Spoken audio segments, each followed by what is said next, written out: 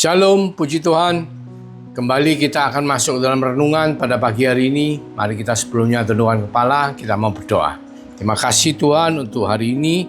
Sebentar kami mau mendengar seperti Maria duduk diam di bawah kakimu, mendengar apa yang Tuhan mau katakan, supaya firman yang Tuhan katakan boleh menjadi benih yang baik untuk kehidupan kami. Kami boleh mengerti, kami boleh melakukan dalam kehidupan kami supaya baik keadaan kami. Terima kasih Tuhan. Urapi setiap daripada kami ya Roh Kudus, supaya Tuhan berkarya atas hidup setiap daripada kami. Di dalam nama Yesus, kami mengucap syukur. Haleluya. Amin. Puji Tuhan, hari ini kita akan ngambil satu topik, yaitu waktu teduh. Nah, ini kelihatannya suatu yang mungkin asing bagi beberapa dari kita, tapi mungkin juga menjadi bagian yang penting dari banyak daripada kita. Nah, kita akan melihat apa sih yang dimaksud dengan waktu teduh. Jadi kalau gambarnya seperti ini, saudaraku, salib itu kan gini ya. Nah, kalau kita lihat salib dalam konteks kita, saudara bisa lihat PPT-nya ya. Kalau misalnya ke atasnya itu kita berdoa, kalau ke bawah itu bicara firman Tuhan, kalau ke kanan kita bisa bicara bersekutu dengan yang lainnya, ke kiri kita bisa bicara bersaksi. Nah, di tengah-tengahnya salib ini adalah satu bagian yang kita katakan waktu teduh. Jadi sentral, waktu teduh ini sentral dari disiplin rohani yang kita lakukan. Doa, firman Tuhan, bersekutu, bersaksi. Waktu teduh ini sangat sentral, penting sekali untuk saudara dan saya lakukan dalam kehidupan kita. Jadi waktu teduh adalah disiplin rohani yang paling radikal dalam kehidupan yang dipimpin oleh Roh Kudus, karena memudahkan kita melakukan disiplin rohani selain lain seperti firman, doa, puasa, ibadah bersama, dan lain-lainnya. Jadi karena apa? Karena waktu teduh itu dipimpin oleh Roh Kudus ya. Kalau kita bicara mengenai komik ya, dongeng, di Jepang itu ada satu komik yang terkenal ya, namanya Kung Fu Boy ya. Kung Fu Boy ini ceritanya dia itu cuma belajar dalam hidupnya cuma satu jurus. Jadi dengan belajar satu jurus, setiap kali dia bertarung ya cuma jurus itu yang dia pakai. Dan dia menjadi pendekar nomor satu. Ini dongeng. Sama, analogi yang sama kita pakai dalam kehidupan kita beribadah. Bahwa yang paling penting dan harus kita tekankan dalam hidup kita adalah apa? Waktu teduh. Itu kalau bicara secara bahasa Inggris itu, waktu teduh itu quality time. Ya. Waktu yang berkualitas. Dengan siapa? Ya dengan pasangan kita. Kalau dalam keluarga itu quality time sama suami istri ya loh, sama anak-anak. Tapi kalau kita bicara waktu teduh itu quality time dengan Tuhan. Nah, ini penting saudaraku. Quality mungkin tidak sama antara satu orang dan orang lainnya caranya ya. Ada yang mungkin lebih suka dengan pujian penyembahan, ada yang mungkin lebih suka dengan doa, berdoa syafaat, ada mungkin berdoa dalam bahasa roh, ada yang mungkin lebih suka dalam pembacaan firman Tuhan atau merenungkan firman Tuhan, ada yang lebih suka berdiam diri, merenungkan apa yang Tuhan mau katakan, mendengar, membuka telinga. Jadi masing-masing punya cara sendiri-sendiri. Demikian pula kalau dalam keluarga itu quality time itu bisa macam-macam. Caranya ada yang mungkin bersama-sama makan di meja, ada yang di ruang TV bersama-sama ngobrol, ada yang mungkin liburan, vacation, ada yang mungkin juga hanya kebersamaan berangkat berdua, atau banyak hal. Itu tergantung dari masing-masing kita. Tapi yang penting kita tahu bahwa itu ada komunikasi dua arah, ada satu titik di mana kita harus lakukan bersama. Jadi kalau kita artikan dalam bahasa Indonesia seperti ini, waktu teduh adalah waktu untuk bersekutu dengan Tuhan secara pribadi melalui firman dan doa yang dikhususkan secara teratur. Jadi bisa doa, bisa firman, bisa dua-dua, bisa salah satu, tapi yang dikhususkan secara teratur. Jadi antara kita dengan Tuhan pribadi, bukan ibadah dalam gereja. Kalau dalam gereja ibadah raya atau ibadah beramai-ramai itu bukan waktu teduh, itu kita melatih ibadah kita. Tapi kalau dengan Tuhan itu pribadi. Kadang kita mungkin hanya pada waktu kita nyetir mobil, bisa kita berbahasa roh, kita bersekutu dengan Tuhan pribadi, mungkin lagi macet, kita sambil menyembah Tuhan, menyanyi, kita sambil berdoa, sambil melakukan mungkin kalau di stopan berhenti, kita sambil menunggu stopan kita berdoa. Mungkin singkat, kita bersekutu, mungkin kita mendengar suara Tuhan, kita ingin minta tuntunan pimpinan Tuhan.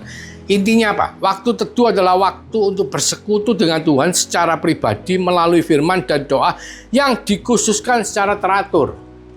Jadi kita sebisa mungkin, misalnya kalau dulu saya pada waktu nyetir seringkali mendengarkan firman dari para pendeta yang sudah dimasukkan dalam CD khotbah, ya sambil nyetir, sambil mendengarkan, sambil merenungkan firman Tuhan, itu saya lakukan secara khusus sampai akhirnya bertahun-tahun saya belajar banyak dari yang saya lakukan itu.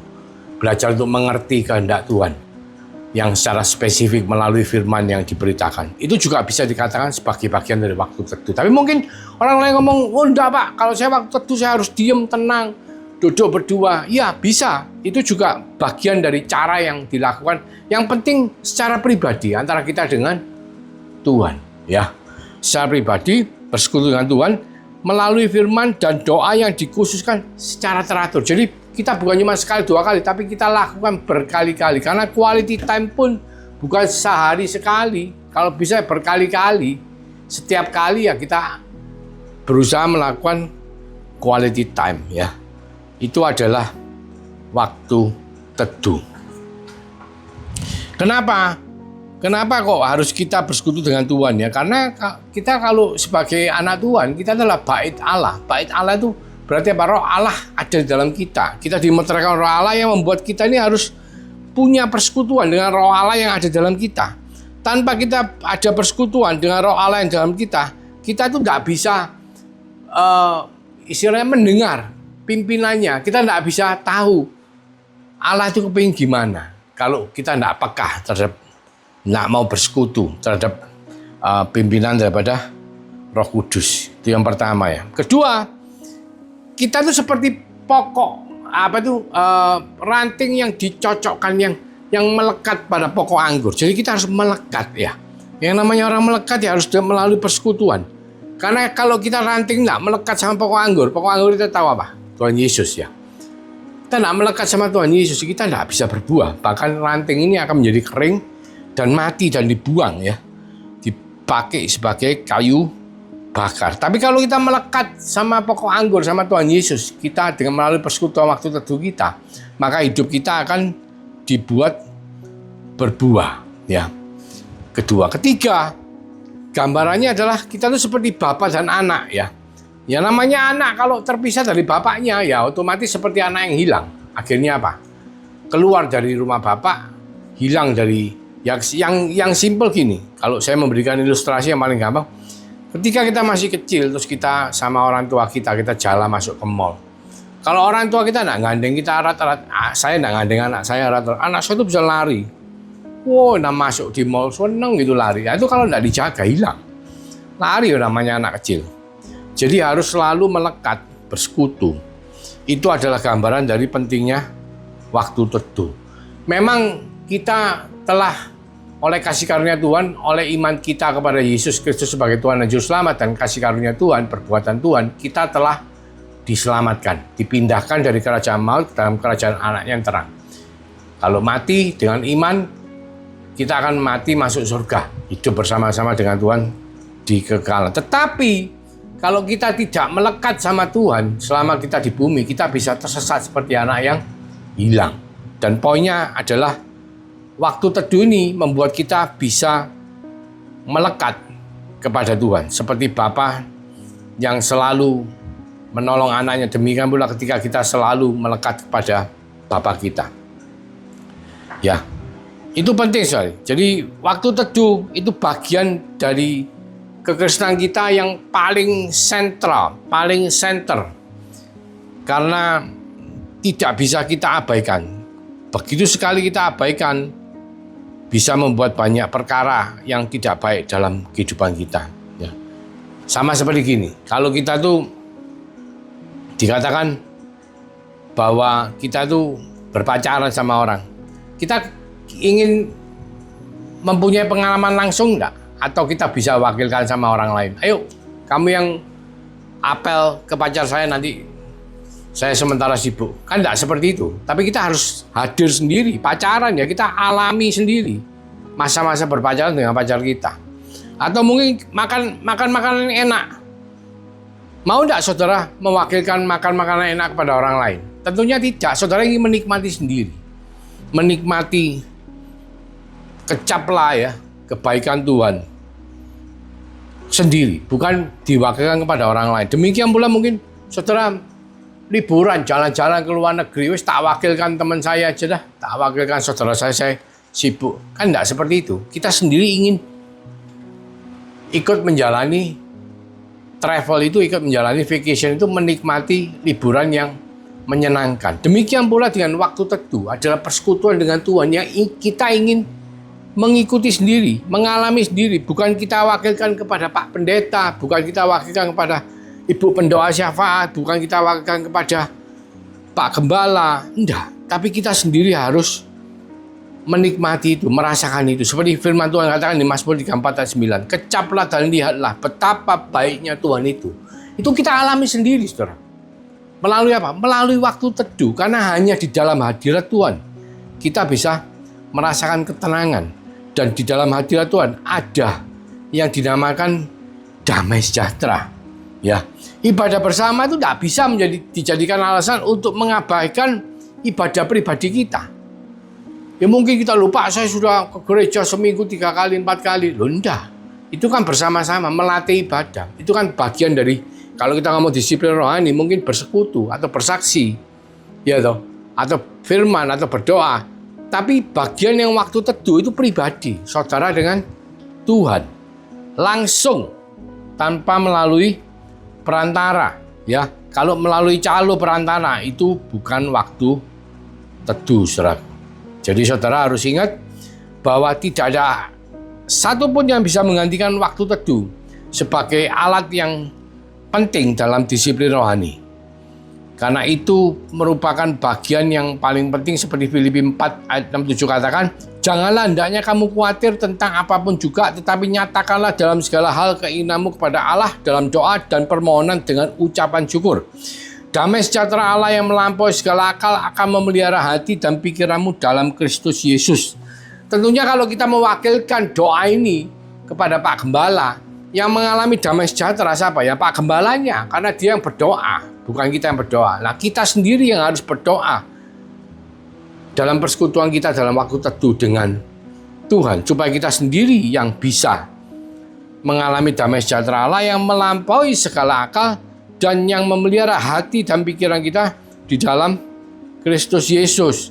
Nah, ini yang kita tidak bisa abaikan. Yang memang di 1 Timotius 4 ayat 8 ngomong latihan badani terbatas gunanya, tetapi ibadah itu berguna dalam segala hal karena mengandung janji baik untuk hidup ini maupun untuk hidup yang akan datang. Jadi damai sejahtera yang melebihi segala akal itu kita alami selagi kita hidup di bumi, tapi juga akan kita terima di dalam kekekalan bersama-sama dengan Tuhan. Ya, karena apa? Karena penting untuk kita melatih kehidupan rohani kita dengan melalui waktu teduh. Karena waktu teduh ini kita lakukan secara khusus. Kita niat, kita mau. Bukan kita hanya ikut-ikutan datang ke gereja. Enggak. Kita mau, kita cari Tuhan. Dan kita juga harus lakukan secara teratur. Ya, bukan cuman seingatnya. Mungkin saudara, Pak saya sudah seminggu berapa kali. Enggak, bukan itu. Tapi memang saudara mau. Oke, saya mau. Saya masih ingat kalau dulu saya sering melakukannya pagi hari ya, 3:30 pagi saya khususkan waktu teduh bersama-sama dengan Tuhan. Itu sambil berjalan, sambil nyembah Tuhan, sambil merenungkan firman, sambil memikirkan Tuhan, sambil ngomong-ngomong sama Tuhan. Kenapa kok 3:30 pagi? Ya karena 3:30 pagi masih gelap dan tidak ada orang jalan 3:30 pagi. Saya tidak perlu ketemu orang. Saya sendirian gelap di taman ya, di muter-muter di perumahan ya. Waktu teduh, saudara. Dan saya lakukan tiap hari, teratur, selalu. Tapi begitu matahari mulai beranjak keluar terang, banyak orang mulai jalan, saya berhenti masuk ke dalam rumah. Kira-kira jam 5:30, jam 6 itu pulang, sudah masuk rumah. Karena apa? Saya tidak bisa waktu teduh. Karena begitu banyak orang, hai, halo, tidak bisa.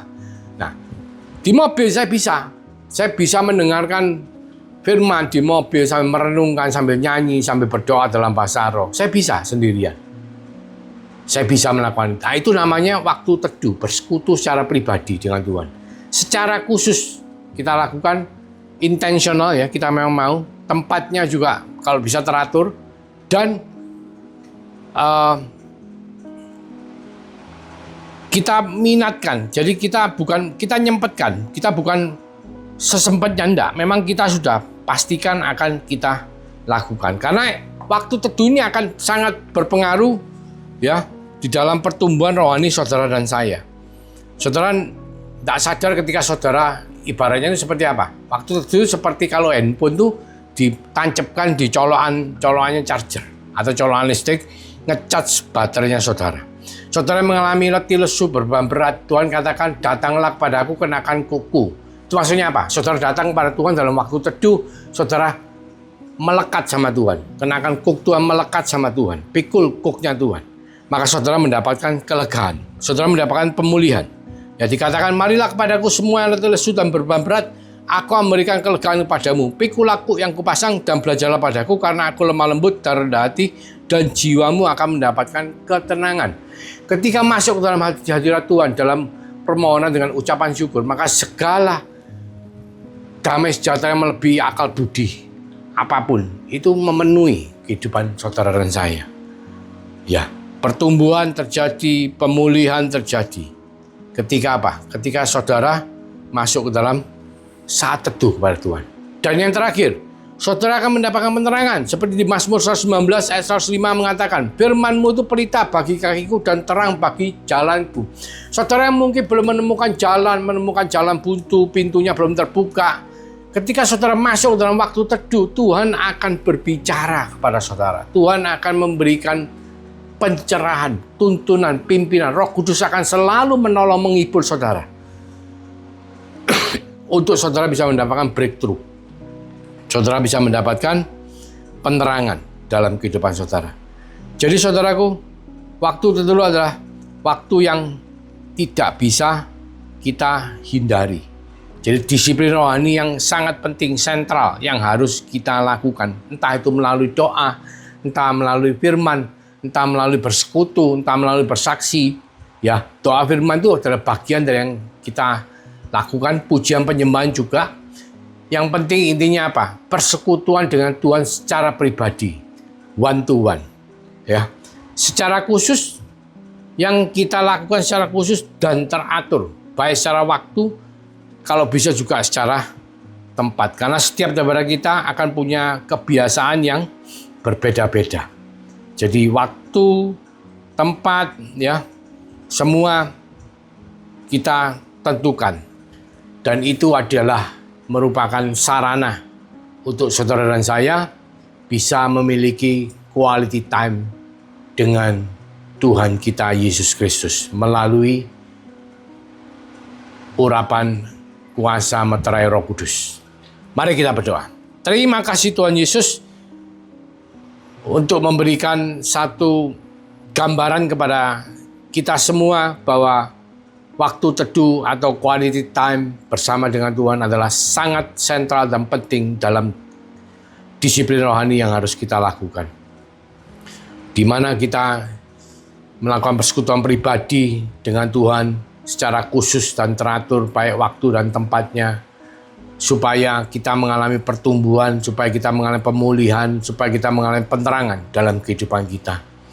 Terima kasih Tuhan. Berkati setiap daripada kami dengan berkat daripada Allah Bapa melalui kasih karunia daripada Tuhan Yesus Kristus yang telah dimeteraikan oleh Roh Kudus, yang selalu memberkati, menolong, memimpin setiap daripada kita mulai dari hari ini sampai Tuhan Yesus datang untuk kedua kalinya, bahkan sampai Maranatha. Di dalam nama Tuhan Yesus Kristus kami mengucap syukur, kami berdoa. Haleluya. Amin. Tuhan Yesus memberkati.